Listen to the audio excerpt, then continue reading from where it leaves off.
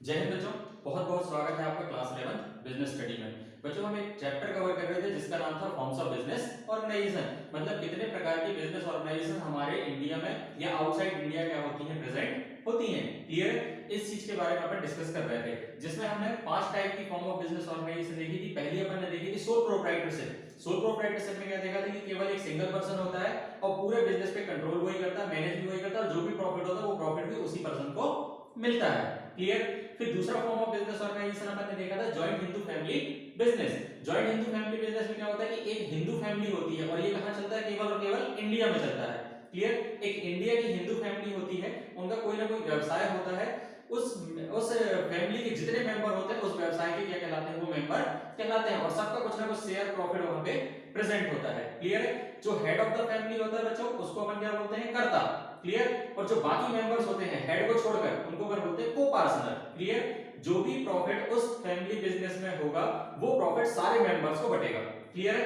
चाहे वो उनका शेयर ऊपर नीचे कम ज्यादा हो सकता है, फ्लक्चुएटिंग हो सकता है, मतलब कम या ज्यादा हो सकता है, लेकिन जो भी मेंबर उस फैमिली के अंदर प्रेजेंट है, मतलब रह रहा है या उस फैमिली के अंदर पैदा हुआ है, क्लियर है, तो उसका भी हिस्सा उस बिजनेस में होगा और जो भी प्रॉफिट बिजनेस कमाएगा वो प्रॉफिट उस मेंबर को भी मिलेगा। क्लियर है? तीसरी फॉर्म है हमारी पार्टनरशिप। तीसरी फॉर्म हमारी क्या है, पार्टनरशिप। इसी चीज के बारे में आज हम यहाँ पे डिस्कस करने वाले हैं। इसके बाद हमारी दो फॉर्म और आएंगी, एक आएगी जॉइंट स्टॉक कंपनी और एक आएगी आपकी कोऑपरेटिव सोसाइटी। तो जॉइंट स्टॉक कंपनी और कोऑपरेटिव सोसाइटी को अपन बाद में डिस्कस करेंगे। आज हम डिस्कस करेंगे किसके बारे में, पार्टनरशिप फर्म के बारे में। क्लियर? कि पार्टनरशिप फर्म होती क्या है, कैसे क्रिएट की जाती है और ये बिजनेस ऑर्गेनाइजेशन की कौन सी टाइप है। तो ये बिजनेस ऑर्गेनाइजेशन की बच्चों तीसरी टाइप है। कौन सी टाइप है? तीसरी टाइप है। क्लियर है? पार्टनरशिप के बारे में पढ़ते हैं। पार्टनरशिप के बारे में हमने आपको पहले ही बताया था कि it is a relationship between two or more persons, मतलब दो और दो से ज्यादा पर्संस के बीच में क्या होती है, म्यूचुअल अंडरस्टैंडिंग होती है, एक एग्रीमेंट होता है कि भैया जो भी बिजनेस हम आपस में मिलकर करेंगे उसका जो भी प्रॉफिट होगा फर्म में उस प्रॉफिट को हम क्या करेंगे, आपस में बांट लेंगे। क्लियर है? चलिए हम स्टार्ट करते हैं पार्टनरशिप फर्म। यहां लिखा हुआ है a partnership consist of two or more individuals in business together, मतलब किसी भी बिजनेस को करने के लिए दो या दो से ज्यादा व्यक्ति आपस में क्या हो रहे हैं, मिल रहे हैं। क्लियर है? मिल रहे हैं और मिलने के बाद वो क्या क्रिएट कर रहे हैं, एक एग्रीमेंट क्रिएट कर रहे हैं और एग्रीमेंट क्रिएट करने के बाद उस एग्रीमेंट में लिख रहे हैं कि हम आपस में मिलकर क्या करेंगे, बिजनेस करेंगे। उसी बिजनेस को बोला जाता है पार्टनरशिप बिजनेस। क्या बोला जाता है, पार्टनरशिप बिजनेस या पार्टनरशिप फर्म। क्लियर है? पार्टनरशिप फर्म कहां एक्ट, कौन से एक्ट में बनाया गया बच्चों, the Indian partnership act 1932। Indian partnership act 1932 में डिफाइन किया गया है किसको, पार्टनरशिप फर्म को। और पार्टनरशिप फर्म क्या बता दिया उन्होंने कि it consist two or more persons individuals in business together, किसी भी बिजनेस को करने के लिए दो या दो से ज्यादा व्यक्ति आपस में मिल जाते हैं तो हम उसको क्या बोलते हैं, पार्टनरशिप फर्म बोलते हैं। क्या बोलते हैं बच्चों, पार्टनरशिप फर्म। चलिए आगे देखते हैं characteristics of partnership firm. Clear? Characteristics मतलब उसकी विशेषताएं, उसके एडवांटेजेस। क्या क्या एडवांटेजेस होते हैं बच्चों, देखते हैं। Minimum 2 number of partners and maximum 20 partners. Clear है? यहां पे क्या बोला था हमने जब डेफिनेशन देखी थी कि it is a relationship between two or more persons, तो 2 मिनिमम कितने होंगे बच्चों, यहां पे 2 मेंबर्स होंगे। पार्टनरशिप फर्म में मिनिमम कितने मेंबर होते हैं, 2, और मैक्सिमम कितने होते हैं बच्चों, 20। अब ध्यान रखना यहाँ पे ये जो 20 वाली लिमिट दी गई है ये ओल्ड लिमिट है बच्चों। कौन सी लिमिट है, ये ओल्ड लिमिट है। रिसेंट के टाइम पे मैक्सिमम लिमिट जो दी गई है वो है 50। मैक्सिमम लिमिट कितनी है नाउअडेज, 50। ये रिवाइज हो चुका है as per companies act rule 10। As per companies act rule 10 वहां पे maximum number of partner in partnership firm is 50। कितनी हो गई वहां पे, 50। तो अब मिनिमम में आप बताओगे कि मिनिमम मेंबर कितने होते हैं पार्टनरशिप फर्म में, 2, और मैक्सिमम कितने होने चाहिए, 50। मैक्सिमम 50 हो सकते हैं, इससे ज्यादा नहीं हो सकते। क्लियर? सेकंड देखते हैं, the relation between the partners is created in the forms of contract. Contract के थ्रू क्या होगा बच्चों, पार्टनरशिप फर्म में एक रिलेशनशिप मेंटेन होता है, एक एग्रीमेंट तैयार किया जाता है। क्लियर है? उसी एग्रीमेंट को अपन क्या बोलते हैं, contract. Written contract is called partnership deed, और जो रिटन एग्रीमेंट होता है उसको हम बोलते हैं पार्टनरशिप डीड। क्लियर बच्चों?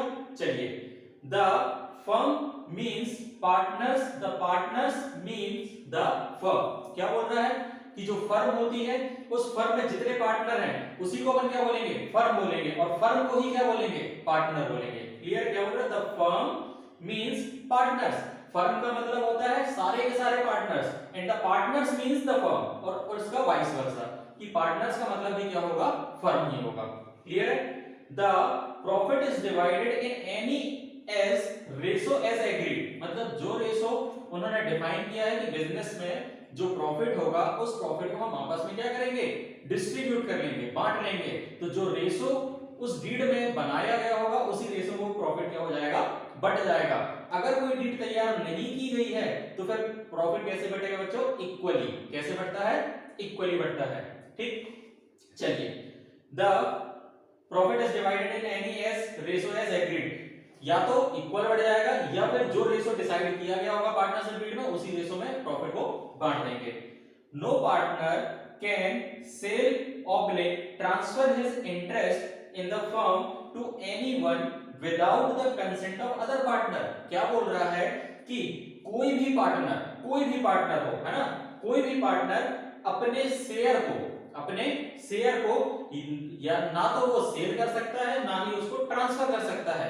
अपने इंटरेस्ट के लिए अपने शेयर को किसी को वो ट्रांसफर नहीं कर सकता है जब तक बाकी पार्टनर्स की कंसेंट ना हो, उनकी सहमति ना मिले। मतलब बिना सहमति के, अदर पार्टनर्स की बिना सहमति के हम ना तो अपने शेयर को ट्रांसफर कर सकते हैं ना ही हम वहां पे अपने शेयर को सेल कर सकते हैं। क्लियर है? जब तक अदर पार्टनर्स की कंसेंट ना हो, उनकी सहमति ना हो, तब तक हम ना तो अपने शेयर को सेल कर सकते हैं ना ही अपने शेयर को ट्रांसफर कर सकते हैं। क्लियर? टू एनीवन, किसी को भी नहीं कर सकते और कोई भी पार्टनर नहीं कर सकता जब तक बाकी पार्टनर की कंसेंट ना हो। क्लियर है? क्या क्या देखे एडवांटेज में? मिनिमम 2 पार्टनर होने चाहिए और मैक्सिमम 20 की जगह कितना, 50 as per companies act rule 10। Clear? The relationship between the person partners is created in the forms of contract, agreement के थ्रू होगा, कॉन्ट्रैक्ट के थ्रू होगा, उनके बीच में जो भी रिलेशनशिप बनेगा। ठीक है? Written contract is called partnership deed, और जो रिटर्न एग्रीमेंट होता है उसको अपन बोलते हैं partnership deed. The firm means partners, the partners means the firm. Firm का मतलब होता है सारे के सारे पार्टनर और पार्टनर्स का मतलब होता है पूरी की पूरी firm. The profit is divided, profit को हमेशा बढ़ेगा, रेशो दिया है तो उस रेशो में बढ़ेगा और नहीं दिया तो इक्वल।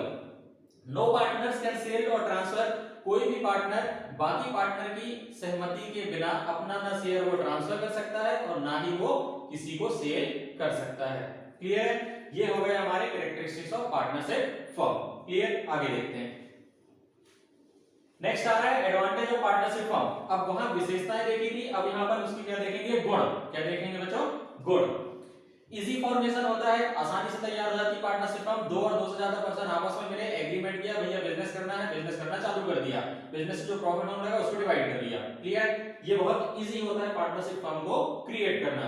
दूसरा बोल रहा है लार्जर रिसोर्सेज, जितने ज्यादा पार्टनर हमारी फर्म में आएंगे उतना ज्यादा रिसोर्स हमारे पास आते जाएगा। क्यों आते जाएगा? क्योंकि जो भी पार्टनर फर्म में एंटर होगा वो जरूर कुछ ना कुछ कैपिटल लेके आएगा, पूंजी लेके आएगा। शेयरिंग ऑफ रिस्क, जो भी रिस्क उस फर्म में होगी, अगर कोई लॉस हो गया खुदा ना खास्ता तो सारे के सारे पार्टनर उस रिस्क को मिलकर बांटेंगे।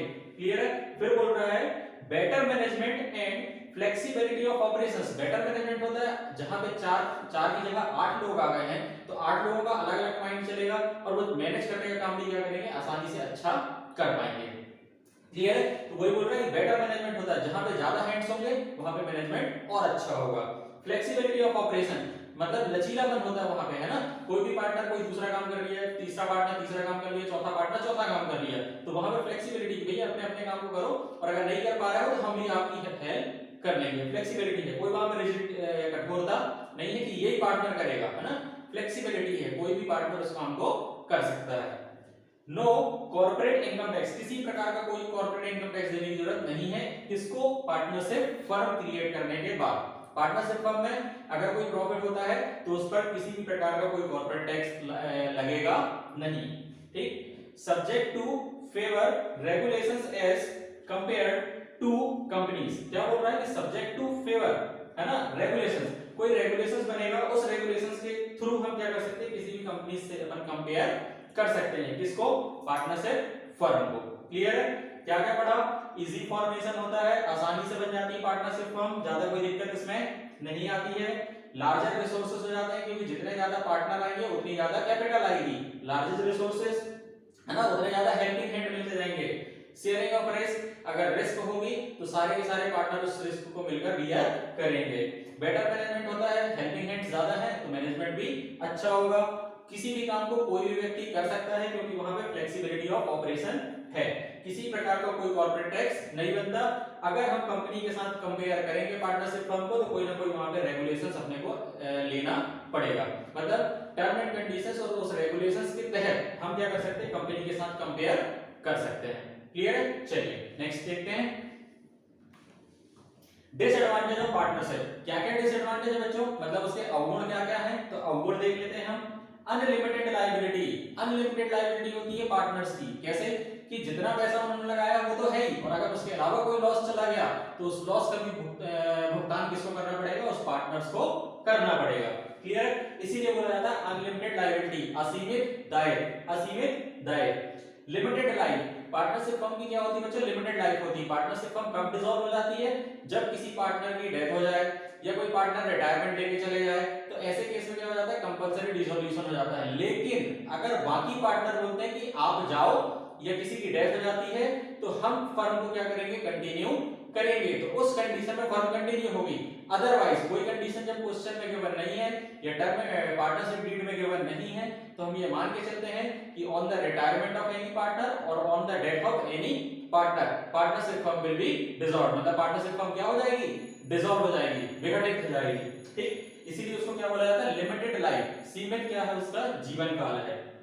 फिर difficult to raise capital, capital raise करने में थोड़ी सी दिक्कत आती है। क्लियर? क्योंकि हर पार्टनर की कैपेसिटी अलग अलग है। कोई 10,000 ला सकता है, कोई 20,000 ला सकता है, कोई 50,000 ला सकता है। क्लियर है? इसीलिए difficult to raise capital. Capital अगर एकदम से हमको बढ़ानी 1 लाख रुपए की जरूरत पड़ जाए तो कोई भी पार्टनर 1 लाख रुपए वहां पे देने के लिए कैपेबल नहीं होगा। सारे के सारे पार्टनर क्या करेंगे? मिलके करेंगे।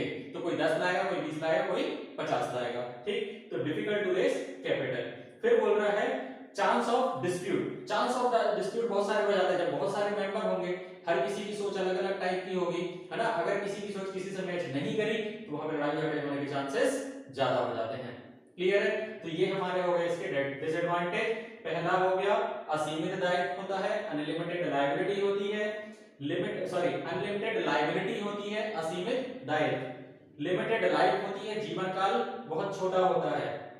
फिर डिफिकल्ट टू रेज कैपिटल, पूंजी निर्माण करने में थोड़ी सी डिफिकल्टीज आती है ना। मतलब difficult to raise capital, capital को जनरेट करने में थोड़ी सी डिफिकल्टी आती है, मतलब चांसेस ज्यादा हो जाते हैं। और फिर क्या बोल रहा है लास्ट में कि चांसेस ऑफ डिस्प्यूट, लड़ाई झगड़े होने के चांसेस वहां पे थोड़े से बढ़ जाते हैं क्योंकि नंबर ऑफ पार्टनर्स क्या है? ज्यादा है। किसी का अगर किसी के साथ सहमति नहीं हुई है ना, डिस्प्यूट होने के चांसेस वहां पे होंगे। ए कुछ और बोल रहा है, बी कुछ और बोल रहा है, दोनों क्या करेंगे? भिड़ जाएंगे। अगर दोनों की एक ही टाइप की एग्रीमेंट है, एक ही टाइप की सहमति है तब तो ओके, और अगर नहीं है, दोनों की सोच अलग अलग टाइप की है, तो फिर क्या हो जाएगा? वहां पे डिस्प्यूट होने के चांसेस बढ़ जाते हैं।